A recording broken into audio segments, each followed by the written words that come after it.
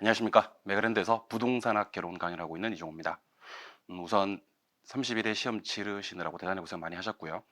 합격하신 분들에게는 축하를, 그리고 안타깝게 불합격하신 분들한테는 심심한 위로의 말씀을 드리고 합격 못 시켜드려서 죄송하다는 사과의 말씀도 드리겠습니다.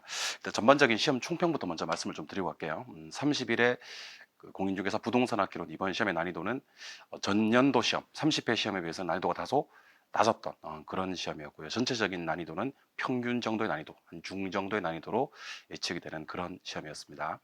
일단 전반적으로 난이도의 상중하 구분이 상당히 뚜렷했던, 특히 상과 하의 난이도 구분이 상당히 뚜렷했던 그런 시험이었기 때문에 난이도 하로 최소한의 점수를 좀 확보하고요. 난이도 상을 스킵하는 전략이었으면 60점 맞으시는 데는 크게 무리가 없었던 시험으로 판단이 됩니다. 그리고 계산 문제는 9개 출제가 되었고요. 작년에 예를 먹었던 공법에서는 단 한 문제도 출제되지 않았습니다. 세법 관련되는 문제가 한 문항 출제가 되었던 시험이 이번 시험의 특징이었습니다. 일단 문항수부터 좀 말씀을 드려보면요. 총론에서는 세 문제가 출제가 되었습니다. 세 문제. 수요공급 경제론, 수요공급과 경기 변동론으로 대표되는 경제론에서는 6문항이 출제가 되었고요. 그다음에 시장론에서 5문항이 출제가 되고, 정책론이 상당히 많이 출제가 되었습니다. 7문항이 출제가 되었고요. 투자론이 실제로 우리가 그동안 시험 쳤던 것 중에서 가장 적은 출제 문항 수를 나타내고 있습니다. 한 3문항밖에 출제가 되지 않았어요. 원래 투자론 같은 경우는 통상 8문제에서 9문제까지 출제가 되고 우리가 공부도 상당히 많이 했던 그런 파트인데, 이번 시험에 특이할 만한 점으로 꼽히는 게 투자론에서 좀 다소 적게 출제가 되었다는 거, 좀 특이할 만한 점이고요. 금융론 4개, 개발론 5개, 그리고 감정평가론에서는 7문항이 출제가 되었습니다. 그래서 전반적으로 감정평가론과 개발론 쪽에서 한 문제 정도씩 더 출제가 되었다. 경제론 포함해서요. 그리고 투자론에서 문항수가 대폭 줄었다라는 게 이번 시험의 가장 중요한 문항별 특징이 아닌가라는 생각이 듭니다. 그다음 아까도 계속 강조를 했습니다만은 계산 문제도 9개 중에서 한 4개 정도 맞추는 데는 크게 무리가 없었을 것 같은데 6개, 7개 맞추기는 조금 어려웠던 그런 난이도 조정이 들어갔던 그런 시험이 아닌가라는 생각이 듭니다. 자, 그렇다면 바로 문제 해설 시작해 보도록 할게요. 1번. 부동산 개발 사업의 분류상 가론에 들어갈 내용으로 옳은 것을 찾아라 하는 문제고, 상당히 많이 했던 그런 내용입니다. 일단 채비지, 공공용지시설 보유지 요거 빼고, 개발된 토지를 토지 소유자에게 배분 또는 재분배하는 방식은 환지 방식입니다. 그리고 환지 방식은 재개발 방식이 아니죠. 신개발 방식입니다. 신개발 방식. 그래서 이 문제 답은 5번이 되는 그런 문제. 환지를 찾는 문제고요. 환지는 재개발, 우리 도시개발 사업에서 다루는 재개발이 아니라 신개발 방식이라는 것을 기억해 주시면 좋겠습니다. 1번에 상당히 난이도 낮았던 문제, 정답 5번이 되었던 그런 문제죠. 2번. 한국표준산업분류상 부동산 관련 서비스업, 부동산 서비스업에 해당되지 않는 것을 찾아라 하는 문제였습니다. 우리 부동산업을 어떻게 분류를 했었냐면요. 임대 공급업하고요. 임대 공급업하고 관련 서비스업으로 나뉘어집니다. 관련 서비스업. 임대 공급업은 임대하고요. 임대랑 개발 공급업이 있고요. 관련 서비스업에는 이제 관리업이 있고요. 그리고 정말 많이 강조했던 중자감, 국자감 아니죠. 중자감 맞습니다. 그래서 이렇게 분류가 되는데, 여기서 관련 서비스업을 얘기해봐라 했습니다. 그래서 관리업 당연히 들어가고요. 중개자문, 중개대리, 투자자문, 감정평가 이렇게 해서 관리업은 주거용 관리업과 비주거용 관리업 모두 해당이 되고요. 투자자문, 중개대리, 그리고 개발 공급업이 아니라 감정평가업이 들어가줘야 되겠죠. 그래서 개발 공급업은 관련 서비스업의 분류가 아니라 임대 공급업의 분류다라는 것을 기억해 주시기 바랍니다. 이 문제 답은 4번이 되는 그런 문제. 3번. 토지 특성 관련된 설명으로 옳은 것을 모두 고를 것을 찾아라 하는 문제인데요. 좀 특이한 문제죠. 개별성 때문에 불완전 경쟁 시장이 되는 거 맞습니다. 완전 경쟁 시장은 일무일가의 법칙이 성립을 하는 시장인데, 토지의 특성, 개별성 때문에 일무일가의 법칙이 토지 시장에 적용되지 않는다. 따라서 부동산 시장은 완전이 아니라 불완전이다. 기억하시고요. 두 번째, 부증성 때문에 집약화된다. 당연히 집약화되겠죠. 부동성 때문에 임장활동의 필요성이 근거가 된다. 여기까지 맞는 표현이고요. 영속성 때문에 감가상각의 필요성이 근거가 된다라고 했는데, 감가상각이 배제된다라는 표현을 써야 됩니다. 그러니까 키워드 위주로 공부하신 분들은 기역, 니은, 디귿, 리을을 다 체크했을 법한 그런 좀 함정을 파놓은 그런 문제입니다. 감가상각의 필요성이 근거가 된다가 아니라 감가상각의 필요성이 배제된다라는 표현을 써야 맞는 지문이 되겠죠. 그래서 우리는 기역, 니은, 디귿. 그래서 3번이 답으로 체크돼야 되는 그런 문제가 됩니다. 난이도는 조금 있는 문제입니다만은 요 감가상각의 필요성이 감가상각이 배제된다라는 표현에 주안점을 둬야 되는 그런 문제가 됩니다. 답은 3번.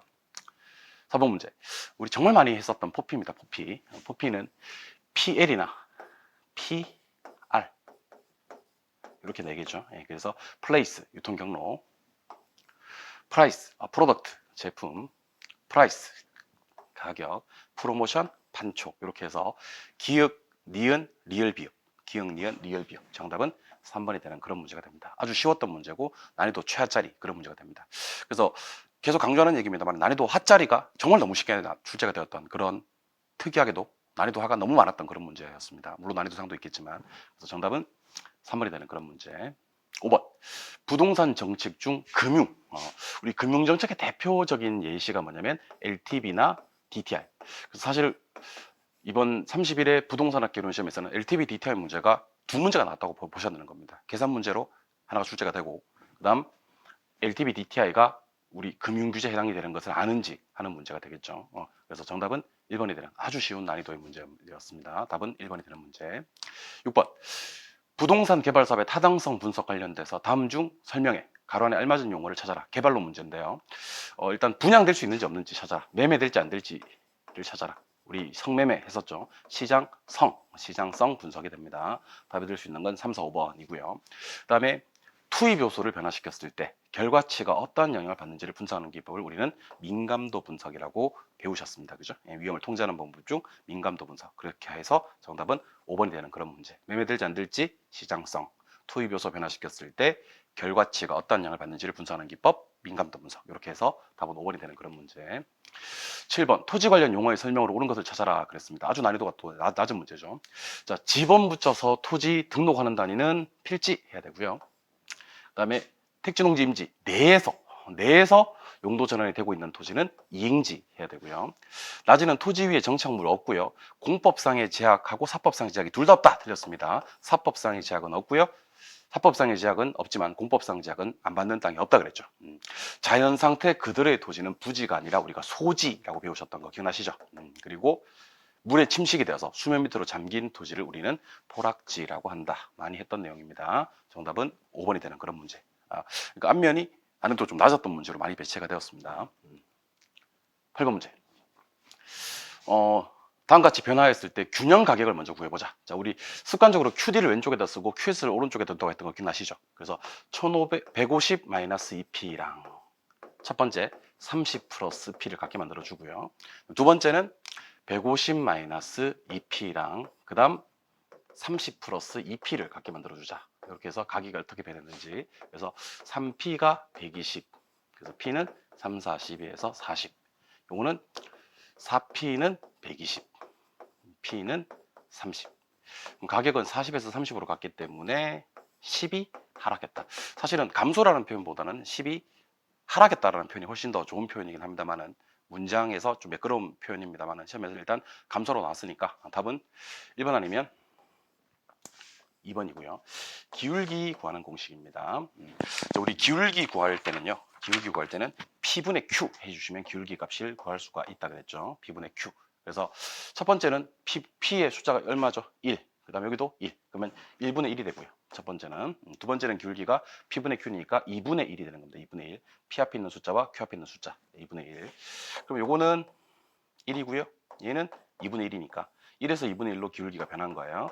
기울기는 2분의 1이 감소되었다라고 하여 답은 1번이 되는 그런 문제가 됩니다. 기울기 구하는 게 P분의 Q다 하는 것을 기억해 주시면 좋겠습니다.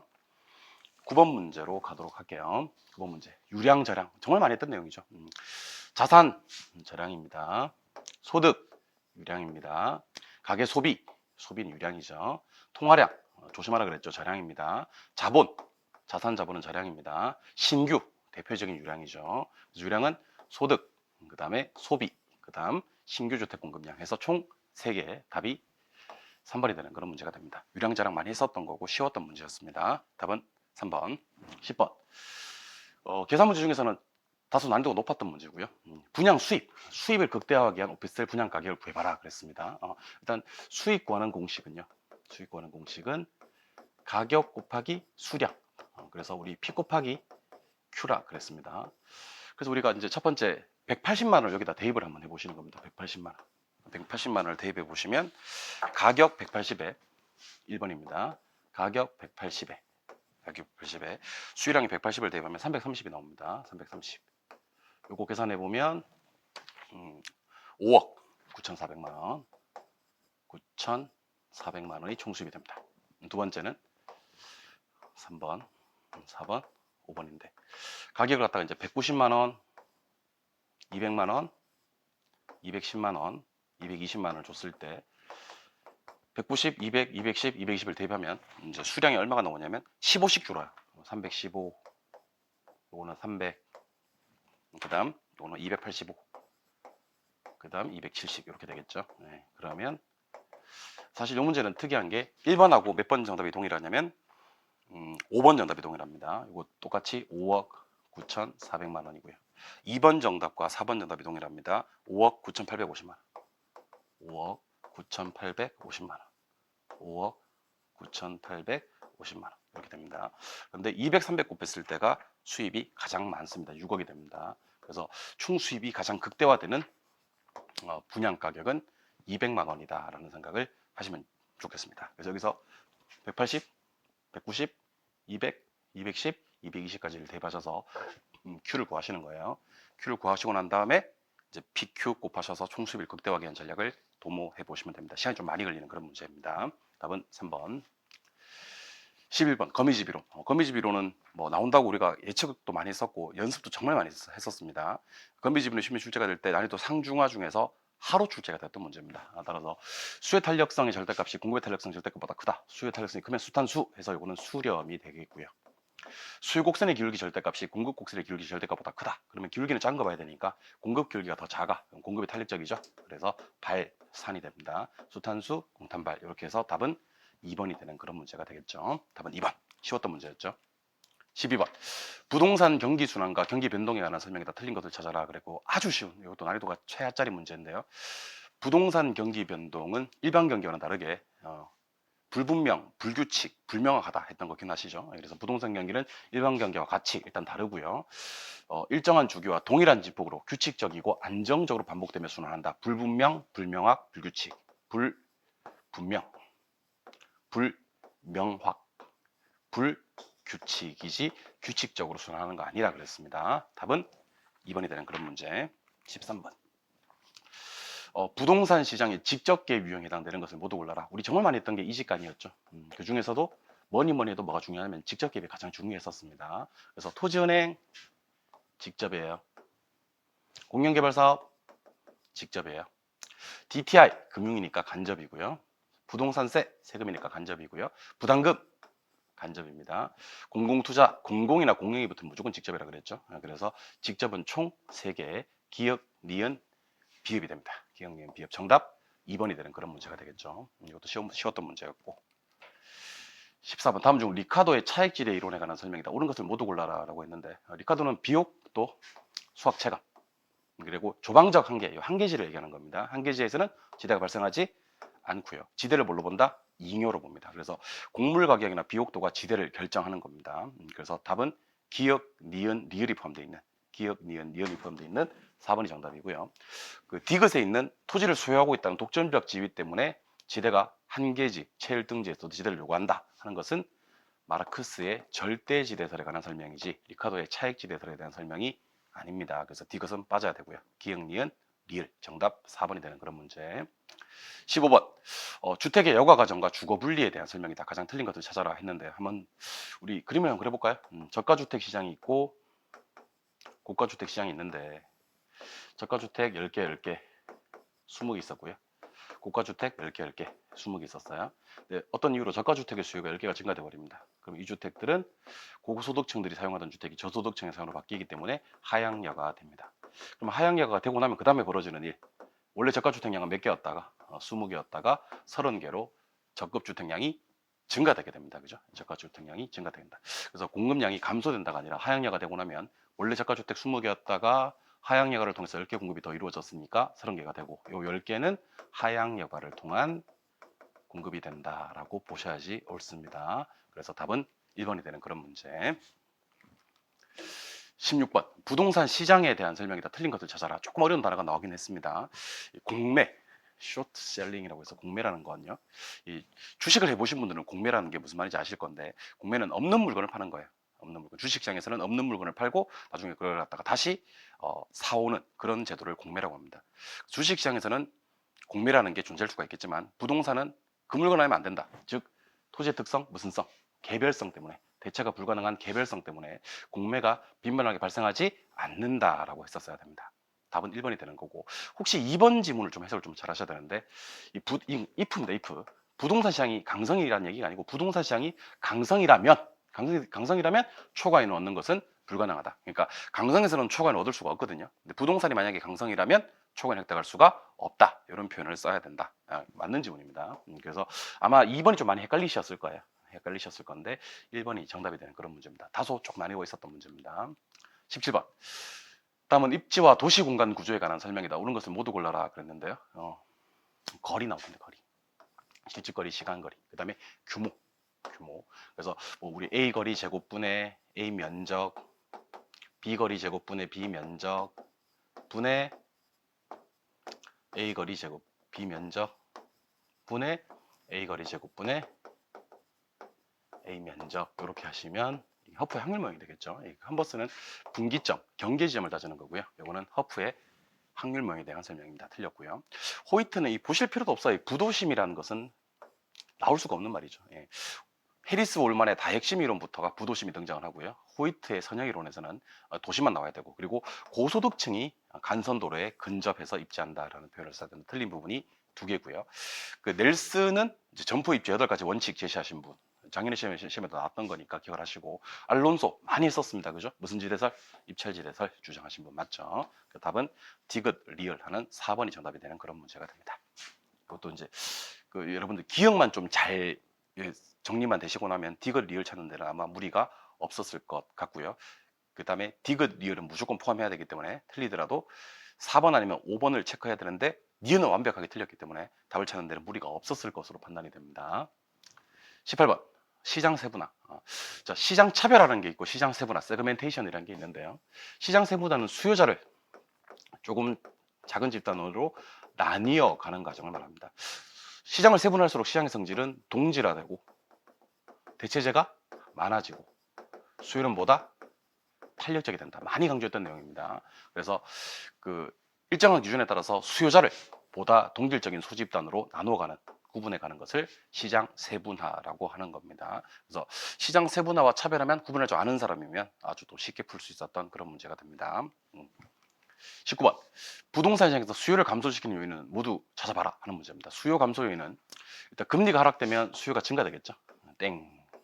인구 감소는 수요 감소 맞습니다. 딩동댕. 소득 증가되면 수요 증가됩니다. 땡. 가격이 오를 것 같으면 미리 사둘 거예요. 수요 증가. 땡. 거래세가 인상되면 세금 규제 강하니까 수요 감소되겠죠.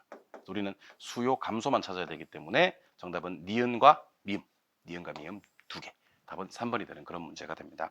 이거 쉽게 나왔어요. 20번. 우리나라 부동산 조세 정책에 관한 설명이다. 틀린 것을 찾아라 그랬는데요. 일단 재산세는 지방세 맞고요. 취득 단계에서 부과하는 조세가 아니라 보유 단계에서 부과되는 조세다라고 봐야 되겠죠. 그래서 우리 왜 그 보유 단계에서 부과되는 세금이 두 가지가 있습니다. 지방세 중에서는 재산세 이렇게 해야 되고요. 국세 중하세는 종합 부동산세 이렇게 해야 되겠죠.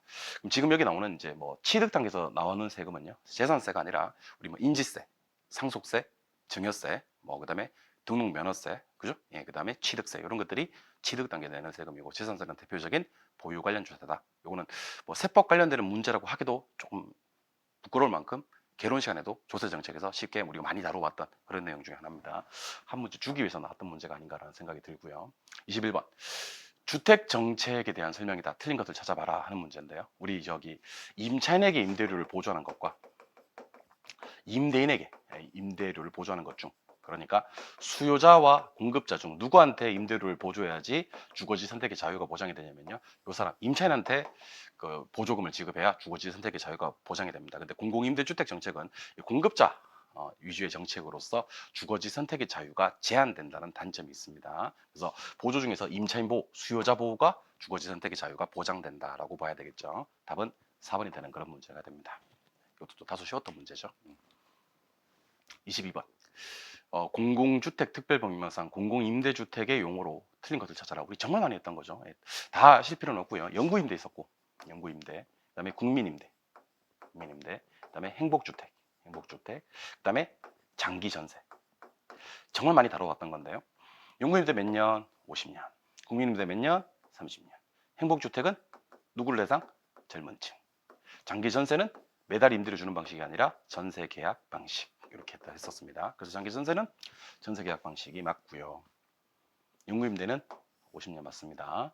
근데 국민임대라고 했는데 30년이라는 말은 오간데 없고요. 보니까 대학생, 사회초년생, 신혼부부 같은 젊은 층을 주거안정을 목적으로 공급하는 주택이다. 이거는 행복주택에 관한 얘기가 되겠죠. 아주 쉽게 풀어 주셨어야 되는 그런 문제입니다. 틀리시면 안 되는 문제예요. 답은 1번이 되는 그런 문제. 23번 문제. 틀리라고 낸 문제 같습니다. 마치 저는 23번 문제를 보면서 어떤 걸 느꼈냐면 우리 왜 역사 문제 중에서 공무원 공시생들 이렇게 역사 문제 중에서 뭐 이모군란, 뭐 아간파천 뭐 이런 거 갑신정변 이런 거 몇 개 나열해 놓고 먼저 일어난 순서를 역사적으로 한번 써봐라 뭐 이렇게 뭐 역사 문제라면 충분히 시험에 가능한 문제인데 제가 봤을 때 난이도를 조정하기 위해서 좀 어렵게 낸 문제가 아닌가 싶어요. 그래서 요거 연도까지 기억하는 사람은 없었을 건데 일단은 그 자산유동화 제도는 1998년도에 처음으로 시행된 제도입니다. 공인중개사 제도는 알고 계시죠? 85년도에 1회 시험이 있었으니까 85년도에 처음으로 시행된 제도고 부동산 실명제는 95년 그 다음에 부동산 거래 신고제는 2006년도에 처음으로 시행이 되었던 실거래가 신고라고 하기도 하고요. 그런 제도입니다. 빠른 순서대로 도입이 빠른 순서대로 나열해봐라 그랬으니까 요게 1번 그다음에 요게 2번 요게 3번 요게 4번이 되는 그런 문제가 되겠죠. 그래서 니은, 디귿, 기역, 리을 니은, 디귿, 기역, 리을에서 3번이 되는 그런 문제입니다. 요 문제는 그 느낌적으로 이제 공인중개사 시험 제도가 가장 오래되었다. 공인중개사 제도가 가장 오래되었다라는 느낌 하고요. 나머지는 그러니까 제일 먼저 와야 될 게 누구고 니은이고 니은 다음은 여러분들이 그냥 판단하셔서 좀 찍어야 되는 그런 문제가 아닌가라는 생각이 듭니다. 실제로 이걸 갖다가 달달 외우고 계신 분은 없다고 봐도 과언이 아니거든요. 그래서 좀 역사 문제와 비슷한 그런 문제처럼 한국사 문제랑 거의 비슷하게 나왔던 문제라서 저도 좀 놀랬던 그런 문제입니다. 난이도 조정을 위해서 낸 문제다라고 생각하시면 좋을 것 같아요. 정말 많이 했었죠. 24번. 현재 우리나라에서 시행되고 있는 제도를 고르면 안 되고요. 시행되고 있지 않은 제도. 택지 소유 상한제, 토지 초과 소유 이득세, TDR. 그렇죠? 예, 그리고 뭐 공환지세, 종합토지세는 현재 우리나라에 시행되는 제도가 아니다. 그래서 시행되고 있지 않은 제도를 찾아서 빼는 것으로 문제를 푸시는 게 좋습니다. 그래서 기역, 디귿 이 두 개가 현재 우리나라에서 시행되고 있는 제도다. 연습 많이 했고요. 그 장사 결혼 배우신 분들은 만점 기대하면서 제가 풀이했던 그런 문제입니다. 다 맞추셨어야 되는 그런 문제. 25번. 정말 많이 했었던 그런 내용입니다. 끝날 때 뭐로 끝나냐면 인차로 끝났고요. 그 다음에 학교시설, 문화시설, 우리 교육, 문화, 복지시설 BTL 방식이죠. 그래서 준공하고 나서 빌드 소유권을 국가지자체에 기속하고 트랜스퍼 운영권 받아가지고 그 운영권을 뭐 한다? 임차한다. 리스. 그래서 BTL 방식. BTL, BTO는 아무리 강조도 지나치지 않는 상당히 중요한 내용이었습니다. 절대로 틀리시면 안 되는 문제 중에 하나였습니다. 그래서 우리 한 뭐 절반 조금 넘게 지금 풀고 계신데 난이도 하짜리 그냥 주는 문제가 상당히 좀 많았었어요. 그래서 아마 시험 칠 때 조금 혹시 난이도가 높은 문제, 몇 문제 때문에 멘붕이 왔다 하더라도요. 정신줄을 잡고 끝까지 문제를 푸시면 또 그렇게 점수가 안 나올 만한 그런 시험은 아니었던 것 같습니다. 그래서 평균 정도의 난이도라는 얘기를 드려보고 있는 거고요. 26번 자본 환원율에 대한 설명이다. 옳은 것을 모두 골라라 그랬습니다. 자본 환원율은 환원율인데요. 환원율 구하는 공식은 가격분의 순수익, 순영업소득입니다. 순영업소득. 근데 환원율이 어디 쓰이냐면 수익가액 구할 때 쓰이죠. 수익가액 구할 때 환원율분의 순영업소득입니다. 그래서 여러분들이 뭐를 좀 아셔야 되냐면 누가 옳다라는 것보다는요. 순영업소득에서 가격을 곱한 게 환원율이다. 그러면 안 되지. 순영업소득에다가 가격을 나눈 게 환원율이다 그래야지. 이게 틀렸고요. 그 다음에 자본 환원율이라고 했으니까 환원율이 상승하면 분모가 커지는 거기 때문에 자산가액 가격은 하락한다. 반비례 관계가 성립을 하겠죠. 그래서 니은 리을이 틀렸습니다. 니은 리을이 틀렸습니다. 그래서 적어도 우리 니은과 리을을 품으면 안 되는 거죠. 그래서 기역, 디귿, 미음이 맞는 문제입니다. 난이도는 다소 있었던 그런 문제입니다. 하지만 환원율에 대한 정확한 이해만 하고 계셨다면 또 이렇게 많이 난이도가 높은 그런 문제는 아니었습니다. 다소 이번 회차에 31회 때 나왔던 문제 중에서는 다소 난이도가 있었던 그런 문제가 됩니다. 감정평가론 문제입니다. 27번. 향후 2년간 현금 흐름을 이용한 다음에 수익성 지수를 구하라 하는 문제인데 크게 어려웠던 문제는 아닌데 처음 보시는 분들은 조금 어려웠을 수도 있습니다. 1년차 때 1000만 원 발생했는데 일시불 현가계수가 0.95입니다. 그럼 1000 곱하기 0.95 하시면 여기 950만 원이 되고요. 그 다음에 2년차 거는 일시불 현가계수 2년짜리를 적용해야 되겠죠. 0.9를 곱하면 1200에다가 1080이 됩니다. 요거 둘을 더해주면 얼마가 나오냐면 2030만 원이 나와요. 근데 나간 돈이 이제 지출한 돈이 얼마였냐면 들어온 돈의 80%라 그랬어요. 여기다가 80%를 딱 때려주시면 얼마가 나오냐면 1624만 원이 계산기 찍힐 거예요. 그래서 수익성 지수는 출에 대한 입이니까 요 2030을 1624만 원으로 나누게 되면 우리는 1.25라는 답을 도출할 수가 있습니다. 문제 답은 3번이 되는 그런 문제가 되죠. 많이 어려웠던 문제는 아니었습니다. 28번. 수익형 부동산에 간접 투자해서 자기 자본 수익률을 상승시키는 전략. 자, 지렛대 효과를 우리가 좀 활용을 좀 하셔야 되는데 저당 수익률이 총자본 수익률보다 크다. 우리 지총저 기억하고 계시죠? 지총저. 이렇게 지분 수익률이 제일 크고 총자본 수익률, 저당 수익률 순서면 정의지렛대고 반대면 부의지렛대가 되는 겁니다. 근데 지금 저당 수익률이 총자본 수익률보다 크다 그랬기 때문에 부의지렛대고요. 부의지렛대는 부채 비율을 높였을 때요. 자기 자본 수익률, 지분 수익률이 하락하게 됩니다. 부의지렛대는. 그래서 자기 자본 수익률을 상승시키는 전략으로는 옳지 않은 전략이 돼요. 나머지 공실률을 최소화하고 자본이득 증대를 시키고 세금 절세효과 도모하고 운영경비 절감시키는 것은 모두 다 자기 자본 수익률이 상승하는 것이 맞는데 5번은 부의 지렛대로서 이때는 부채 비율이 상승하면 자기 자본 수익률은 하락한다라고 기억을 하시는 거예요. 답은 5번이 되는 그런 문제. 29번. 우리 작년에 나왔던 문제였는데 다소 난이도를 좀 이렇게 조정했던 그런 문제입니다. 일단 결론이 나왔어요. 예, 임대료를 원래 보통 이거 구하라고 하는데 임대료가 5,500만 원이었대요. 5,500만 원인데 기본 임대료가 5만 원이니까 5만 원이니까 여기다 이제 우리 1000제곱미터를 곱해줍니다. 그러면 5천만 원이 기본 임대료가 되는 거예요. 기본 임대료. 그럼 추가적으로 지급해야 되는 임대료가 얼마냐면 500이 돼야 되겠죠. 왜냐하면 총 지급한 임대료가 얼마였으니까 5,500이었으니까. 그러면 얼마에다가 추가 임대료 몇 프로죠? 5%. 5%를 적용하면 500이 나올 거냐 하는 문제예요. 얼마에다가 5%를 적용하면 500이 나옵니까? 1억이죠, 1억. 그래서 추가되는 금액이 1억이라고 보시면 되는 겁니다. 요 1억이 추가적으로 이제 손익분기점을 넘어서는 이익이다. 근데 매출액이 30만 원이었으니까 30만 원 곱하기 1000을 때려줍니다. 30만 원 곱하기 1000을 때려주면 요게 3억이 되겠죠, 3억. 그러면 총 3억 중에서 자, 그럼 보십니다. 손익분기점을 2억으로 봐야 돼요. 그래서 2억에 대한 임대료로 얼마를 내고 5천만 원을 내고 5천만 원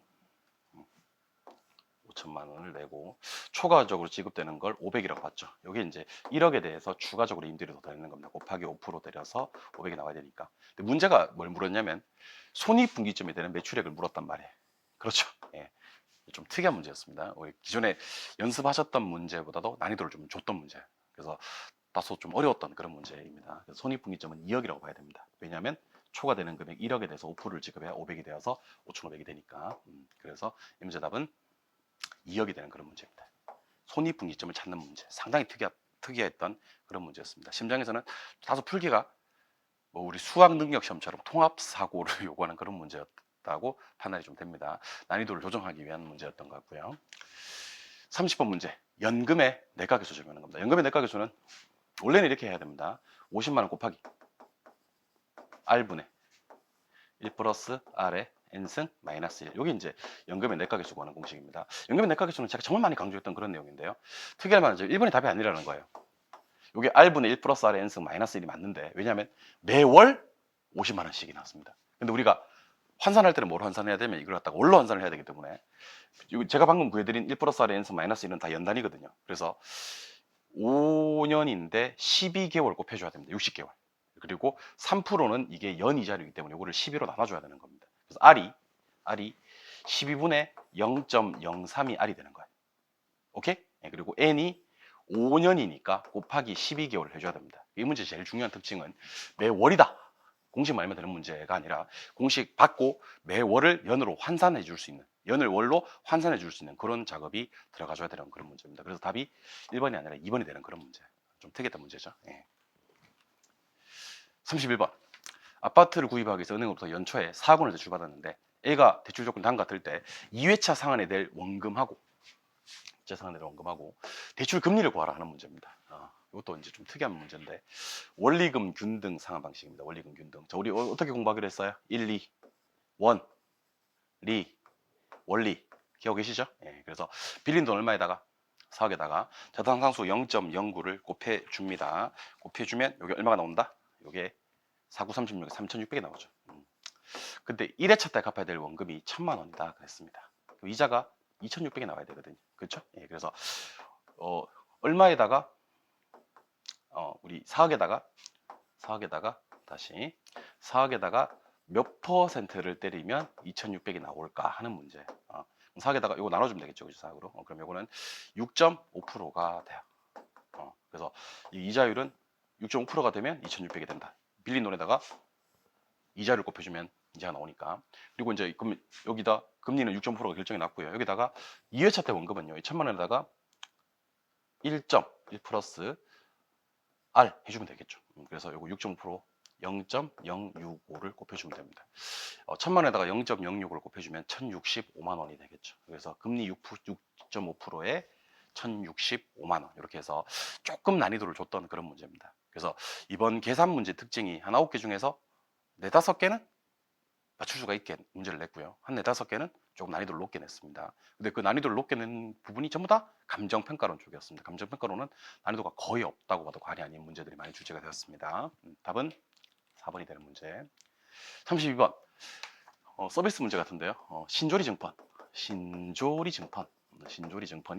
지분금융이에요. 신디케이트, 조인트 벤처, 리츠, 증자, 펀드. 그래서 리츠 있고요, 증자 있고요.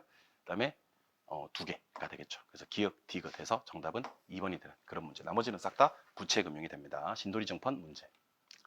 33번 주택연금에 관한 설명이다. 틀린 것을 찾아라 하는 문제인데 예, 조심하셔야 됩니다. 업무시설인 오피스텔은 주택연금의 대상에 포함되지 않습니다. 우리 주택연금에 포함되는 대상 어떤 거 있었나요? 주택이 있고요. 노인, 복지주택, 그 다음에 주택으로 쓰이는 면적이 절반 이상의 복합용도의 주택, 마지막으로 주거용 오피스텔은 포함이 됩니다만 업무시설인 오피스텔은 당연히 주택연금의 대상이 아닙니다. 항상 머릿속에 기억하셔야 될 게 제목이 주택연금이라는 걸 기억하셔야 됩니다. 아시겠죠? 그래서 업무시설은 업무용 오피스텔은 포함되지 않는다. 답은 4번이 되는 그런 문제. 34번. 이거 그 암산으로 풀 수 있는 문제죠. LTV 디테일 문제. 정말 연습 많이 했었죠. 빌린 돈이 3억이고 LTV가 50%. 그러면 3호 1억 5천. 빌릴 수 있어요? 없어요? 보류. 소득 얼마? 5천. DTI 40%. 54 2천. 저당수로 나눠줘야 되겠죠? 0.1. 그럼 얼마? 2억. 2억과 1억 5천 중에 작은 숫자 1억 5천. 답은 1억 5천이 될 뻔했는데 기존 대출 금액이 얼마 있어서요? 기존 대출 금액이 5천만 원 대출받고 있어요. 추가로 대출이 가능한 금액 물었기 때문에 5천 까야 됩니다. 정답은 1억이 되는 그런 문제. 암산으로 풀 수 있는 아주 쉬운 계산 문제였다고 판단이 됩니다. 35번. 35번은 제가 어떻게 이걸 강의를 했었냐면 그 수업 시간에 개별 공시지가를 발표하지 않아도 되는 경우 두 가지 있다 그랬습니다. 하나는 표준지. 두 번째는 부과 대상이 아닌 땅. 부과 대상이 아닌 땅. 부과는 어떤 거? 조세라든지 부담금. 조세나 부담금 부과 대상이 아닌 토지에 대해서는 그 개별 공시가를 공시하는 목적이 오직 여기 징수 목적이니까 징수 대상이 아닌 땅에 대해서는 개별 공시가를 발표할 필요가 없다. 그래서 편지로 선정된 땅, 그다음에 부담금, 그다음에 세금, 국세 이런 땅들에 대해서는 개별 공시가를 결정 공시하지 않을 수가 있습니다. 쉽게 푼 분도 계시고 이 사실은 대통령 시행령에 나온 내용이라서 공원으로 지정된 땅은 개별 공시가와는 전혀 관계가 없겠죠. 그러니까 답은 리을이 빠져야 됩니다. 리을이 빠져야 됩니다. 그리고 기역, 니은, 디귿, 미음을 품어야 됩니다. 정답이 3번이 되는 그런 문제가 됩니다. 36번. 다소 어려웠던 문제였습니다. 감정평가에 관한 규칙상의 용어로 틀린 것을 찾아라 그랬습니다. 인근지역은 속한 지역이고요. 동질적이고 일지계 중에서 지역 요인을 공유하는 지역 맞습니다. 동일 수도권은 대체 경쟁관계 성립하고 뭐예요? 인근지역과 유사지역 모두 포함한 지역 맞고, 제조달 원가를 감가 수정해서 가액 구하는 것은 무슨 법? 원가법 맞고, 유사지역은 속하지 아니하는 지역이지만 인근지역과 유사한 특성을 갖는 지역 맞습니다. 가치 형성 요인은 일찍에는 맞는데 시장가치 하면 안 됩니다. 예, 이게 가치 형성 요인은 대상 물건의 경제적 가치에 영향을 미치는 일반 지역 개별입니다. 좀 특이하게 이 부분을 좀 틀리게 냈던 그런 문제입니다. 시장 가치가 아니라 경제적 가치. 그래서 수정해서 해석을 다시 해드리면, 가치 형성 요인이란 대상 물건의 경제적 가치에 영향을 미치는 일지계. 일지계만 외우셨으면 다소 답이 없지 않나 하는 생각을 할 만큼 조금 이렇게 난이도가 높았던 그런 문제. 원래 자주 틀리게 되는 파트는 아닌데 함정을 좀 봤던 그런 문제입니다. 답은 5번입니다. 37번. 다소 시기 출제가 되었죠. 공시지가 기준법은 BCG 계획이라고 해서 비교 편지 공시지가, 그 다음에 시점 수정, 그 다음에 지역, 개별, 그 밖의 보정, 시점 수정이 나와야 됩니다. 그래서 답이 될 수 있는 건 1번, 2번. 수익환원법에서는 장래 산출할 것으로 기대되는 순수익이나 미래의 현금 흐름을 환원 또는 환해서 가액 구하는 것을 수익환원법이라고 합니다. 우리가 뭐 원가법은 제조달 원가를 감가 수정해서 가액 구하는 거다. 적산법은 기초가액에서 기대를 곱하고 필요한 경비를 대서 임대를 구하는 거다. 거래사례 비교법은 거래사례와 비교해서 사정보정, 시점 수정, 가치 형성 요인 비교 등을 통해서 가액 구하는 거다. 공시지가 기준법은 비교 편지 공시지가에다가 시점 수정, 지역 비교, 개별 비교, 그 밖에 보정하는 거다. 수익환원법은 장래 순수익이나 미래 현금 흐름을 환원, 할인해서 가액 구하는 거다. 수익분석법은 순수익에다가 필요한 경비를 더해서 임대를 구하는 거다. 정말 많이 했었던 그런 내용입니다. 그대로 출제가 되었고 나도 쉽게 맞출 수가 있었죠. 답은 1번이 되는 그런 문제. 38번. 원가법으로 산정한 대상물건의 적산가액 구하라 그랬습니다. 일단 제조달 원가부터 구해야 되겠죠. 제조달 원가는 6천만 원 곱하기 1.1을 때려줘야 되겠죠. 왜냐하면 예전 지수가 100이고 기존 시점 지수가 110이니까. 그렇죠? 예. 그래서 1.1을 곱해주고 6,600이 나올 겁니다. 거기서 몇 프로는 빼고 잔존가치 10%는 빼고. 그죠? 예. 그럼 요 값을 뭐로 나눠주고, 내용연수 40명 나눠주고, 신축한 지 몇 년 지났으니까 2년 지났으니까 경과일수 2 곱해주고, 여기다가 마지막에 빼기 해줘도 됩니다. 빼기 얼마? 제조원가 6,600만 원 하면 마이너스 빼고 읽으시면 된다 그랬죠. 그래서 공식을 다시 한번 적용해 드릴게요. 계산기 한 방에. 자, 계산기 꺼내십니다. 6,000 곱하기요 1.1 빼기요 10% 나누기요 40년 곱하기요 2 빼기요 6,600만 원. 그렇게 해주면 계산기 한 방에 답을 구할 수가 있게 되겠죠. 답은 4번이 나오는 그런 문제입니다. 평이하게 주제되었습니다. 수자가 좀 복잡하게 하긴 했지만 정상적으로 공부를 하신 분들이라면 당연히 풀 수 있었던 그런 문제가 아닌가라는 생각이 들어요. 39번 문제. 거래사례 비교법 문제. 이것도 뭐 쉬운 문제인데요. 일단 2억 4천의 거래가 됐습니다. 그럼 2억 4천 곱하기 면적 비교 해야 되겠죠. 면적 비교. 자, 요거 사례 면적은 120, 대상 면적은 110 곱하기 변동률 5%, 1.05 곱하기 3% 우세합니다. 1.03입니다. 그래서 계산기로 계산하실 때는 어떻게 계산하시면 되냐면요. 자, 계산기 꺼냅니다. 2억 4천만 원 곱하기 100 나누기 120 곱하기 1.05 곱하기 1.03을 때려주면 됩니다.